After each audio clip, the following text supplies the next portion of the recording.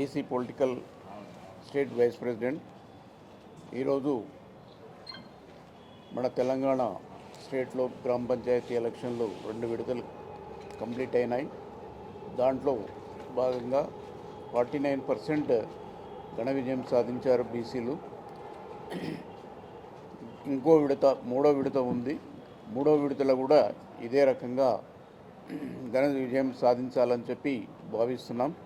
పోతే ఈ యొక్క రిజర్వేషన్ 42 ఇష్యూలు అయితే చాలా రోజుల నుంచి కొట్లాడడం జరుగుతుంది. రాహుల్ గాంధీ ఇక్కడ వచ్చేసి అనౌన్స్ చేశాడు, కానీ లేని పోనీ కొట్లాట పెట్టి వెళ్ళిపోయాడు. ఆయన ఇంతవరకు పార్లమెంట్లో ఒకరోజు కూడా దీని యొక్క విషయం పార్లమెంట్లో లేవదీయలేదు. ఎందుకు లేవదీయడం లేదో అది తెలియడం లేదు.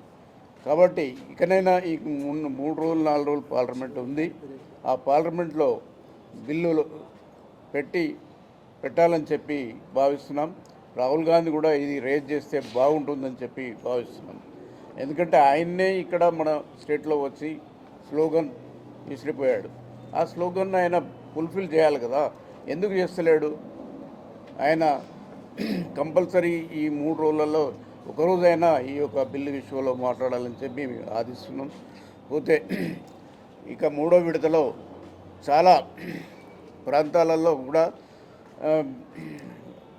జనరల్ స్థానాలలో కూడా మన వాళ్ళు చాలా గెలిచినారు, చాలా సంతోషం.